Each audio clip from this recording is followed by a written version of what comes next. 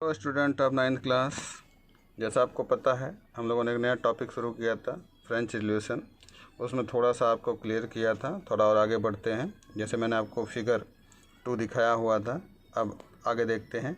जैसा माना जाता है जितने भी स्टेट्स थे वहाँ पे फ्रेंच सोसाइटी वो वेल ऑर्गेनाइज्ड हुआ करते, बिल्कुल प्रॉपर वे में, बिल्कुल अच्छी तरह से उनकी व्यवस्था की गई थी। Peasants made up the about 90% of the population। अगर देखा जाए तो यहाँ पर 90% पॉपुलेशन थी। However, only the small number of the owned, और किसानों के पास बस कुछ ही परसेंटेज में ऐसे किसान थे जिनके पास खुद की अपनी लैंड हुआ करती थी जिस पे वो कल्टीवेट किया करते थे। About 16% land by the owned by the nobles, और लगभग 60% जो ज़मीन हुआ करती थी वो वहाँ के जो नोबल अधिकारी हुआ करते थे उनके अंडर में हुआ करती थी, या चर्च के अंडर में हुआ करती थी, या बहुत बड़े जो रिच लोग थे उन्हीं के अंदर में ये सारी की सारी लैंड हुआ करती थी। The members of the first 2 states that is the clergy and the nobility. अगर आप ऊपर जो लिस्ट है उनमें देखेंगे तो ऊपर के जो 2 फर्स्ट और सेकंड नज़र आता है वे सब क्लेगरी कहलाते थे और वो नोबेल हुआ करते थे। राजशाही परिवार से बहुत ज़्यादा उनका लगाव हुआ करता था और वो बिल्कुल वैसे ही इंजॉय किया करते थे जैसे कि एक राजा किया करते थे उस स्टेट्स में। और इन सभी को अगर आप देखें, इस ग्रुप में जो लोग बाई बर्थ एंजॉय किया करते थे, एक जनरेशन से दूसरी जनरेशन में हस्ता का संतान हो जाता था जिससे उनको कोई प्रॉब्लम्स नहीं हुआ करती। The most important of these was the exemption from the paying taxes. सबसे अगर आप अच्छी बात कह लें तो इस ग्रुप के लोगों को किसी भी प्रकार का कोई भी टैक्स पे नहीं करना पड़ रहा था। उनका जितना भी टैक्स था वो सब कुछ माफ़ था। The noble further enjoy the federal privileges, और जो भी नोबल्स थे वे फेडरल प्रिविलेजेस का एंजॉय किया करते थे। The include the federal dues which the extract from the peasants. वे वैसा ही व्यवहार किया करते थे जैसे राजा किया करता था अपने किसानों के प्रति, उसी प्रकार से वो उन सभी को प्रताड़ित किया करते थे। To render the service to the lord, और वहाँ पर जो गरीब किसान थे उनसे ज़बरदस्ती अमीरों के यहाँ पर गुलामी कराई जाती थी और उनको सर्विस के लिए रखा जाता था। वे उनके घर का कार्य किया करते थे, उनके खेतों में कार्य किया करते थे। बस एक तरह से कह सकते हैं कि ये उनके यहाँ पर केवल एक नौकरों की तरह रहा करते थे। उनकी आर्मी में जॉब किया करते थे, ठीक है, और उनका काम था बिल्डिंग बनाना, रोड्स बनाना। इन सभी में इन गरीब किसानों का अपना योगदान हुआ करता था। आगे देखते हैं। The church to the extent the share of taxes call the tithes from the peasants. देखिए, जो चर्च किसानों से टैक्स कलेक्ट किया करता था उसको उस समय थिथीस कहा जाता था। All the members of the third state the pay the tax. जितने भी थर्ड स्टेट के लोग हैं वे सभी लोग क्या किया करते थे, इस थिथीस टैक्स को पे किया करते थे। These includes the direct tax, इसको लोग डायरेक्ट टैक्स के नाम से इंक्लूड किए हुए थे जिसको वो लोग टाइली कहते थे।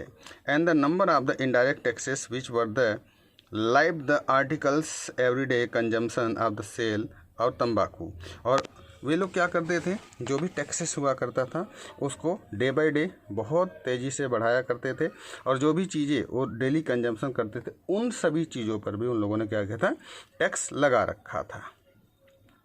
The burden of the financing activity these state through the taxes was the borne by the third state. इससे पता चलता है कि जो तीसरा स्टेज है उनके ऊपर बहुत अधिक मात्रा में टैक्स का बोझ आ गया था जिससे उनको बहुत ज़्यादा प्रॉब्लम फेस करनी पड़ रही थी और उनको बहुत ज़्यादा दिक्कत हो रही थी। बच्चों आगे बढ़ते हैं। देखिए, द स्ट्रगल फॉर सर्वाइव, वहाँ के लोगों ने किस प्रकार से संघर्ष किया अपने आप को बनाए रखने के लिए, अपना जीवन यापन चलाने के लिए, उसको अब आपको हम समझाने का प्रयास करते हैं। जो पॉपुलेशन थी फ्रांस की उस समय 23 मिलियन थी 1750 से लेकर 1728 तक। This led the red increase the demand for the food grains. जनसंख्या बढ़ने के साथ साथ वहाँ पर बहुत अधिक मात्रा में फूड ग्रेन्स की आवश्यकता होने लग रही थी। Production of grains could be not keep the peace the demands, और इतना ज़्यादा प्रोडक्शन नहीं हो रहा था कि वो सभी लोगों की जो डिमांड्स हैं उनकी पूर्ति कर सकें। Most of the workers employee the labours, ज़्यादातर यहाँ पर जो लेबर थे वे एम्प्लॉई के रूप में कार्य किया करते थे और जिनके पास कोई फिक्स वेजिस नहीं मिलता था। But the wages not keep the pace of rise prices, और उन्होंने जो भी उनको वेतन दिया करते थे, मजदूरी दिया करते थे, वो भी फिक्स नहीं हुआ करता था। और इस प्रकार से जो गरीब थे वो और ज़्यादा गरीब हो गए और जो अमीर थे वो और ज़्यादा अमीर होते चले गए। Things become whatever the drought the, और कभी कभी तो ऐसा होता था कि सूखा पड़ जाए, किसी कारण से अकाल आ जाए, तो उस समय जो हार्वेस्टिंग नहीं हो पाती थी तो इससे उनका बहुत ज़्यादा प्रॉब्लम्स होता था। लेकिन जो टैक्स था वहाँ के जो स्टेट की गवर्नमेंट्स उनको कम नहीं करती थी, और इस प्रकार से देखें जो उनका जो ओल्ड रिजिम है वो बहुत ज़्यादा उनके ऊपर अत्याचार किया करते थे। ओके बच्चों, आगे बढ़ते हैं। देखिए एक नया टॉपिक और ले लेते हैं इसी में। A growing middle class the envisages in the end of privileges, कि किस प्रकार से कि एक मिडिल क्लास का धीरे धीरे आगे बढ़ना शुरू होता है, और उन्होंने क्या किया, किस प्रकार से जो वंशवाद चलता आ रहा था उसको किस प्रकार से उन्होंने समाप्त किया। In the past patients and the workers participated the revolts against the increasing the food security. Past में क्या हुआ, जो किसान थे और वर्कर्स थे उन्होंने क्या किया, धीरे धीरे रिवोल्ट करने लग गए, ठीक है, जिससे कि जो फूड की कमी सिक्योरिटी हो कम हो। But they lacked the means of the programmes to carry out, लेकिन उनके पास कोई ऐसा फ्यूचर प्लान नहीं था जिससे कि वो इसको आगे बढ़ा सके, ओके, और मेजर कर सकें। तो इस प्रकार से जो इकोनॉमिक प्रॉब्लम्स थी उसको सॉर्ट आउट नहीं कर पा रहे थे। दिस वाज लेफ्ट दो the groups which is the third state had the become the prosperous.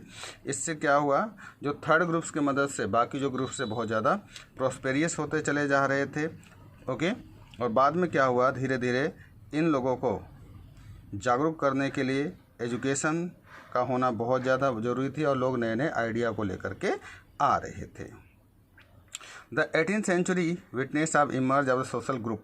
18वीं शताब्दी को देखें तो एक ऐसा समय था जिसमें बहुत सारे चेंजेस हमें को देखने को मिलता है, ठीक है, जिसके अंदर जो मिडिल क्लास है उन्होंने बहुत अधिक मात्रा में वेल्थ कमाया, धन संपत्ति कमाई, और अपने जो लैंड है उसको बहुत ज़्यादा एक्सपेंड किया, ठीक है, ट्रेड को बढ़ाया, मैन्युफैक्चरिंग को बढ़ाया, गुड्स को बढ़ाया, वुलन के काम किया करते थे, टेक्सटाइल का काम को बढ़ाया। मतलब एक प्रकार से देखा जाए तो बहुत तेज़ी से 18th सेंचुरी के अंदर इन्होंने अपने आप को इम्प्रूव किया और अपने राज्य को और अपने जो आर्थिक स्थिति है उसको सुधार करने का बहुत अधिक प्रयास किया।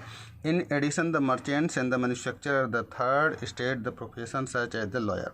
और बाद में क्या हुआ, जो थर्ड स्टेट्स में जो मर्चेंट्स से मैन्युफैक्चरर थे ईस्ट स्टेट के, वो बहुत ही ज़्यादा प्रोफेशनल हो गए, वे अपने लिए अलग अलग स्किल्स के माध्यम से कार्य करने लग गए थे।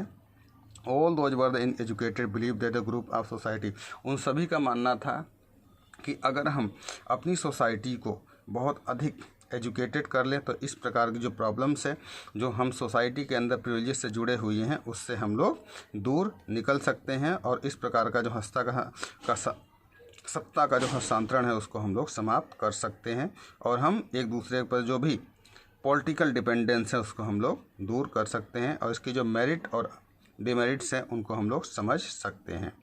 These idea the conceived society based on the freedom, ये जो आइडिया था उसने सोसाइटी के अंदर क्या किया, एक नया जनसंचार लाया कि हम लोग भी क्या कर सकते हैं, आज़ाद हो सकते हैं, हमारे पास भी अपॉर्चुनिटी है, हम लोग भी एक अच्छा जीवन जी सकते हैं।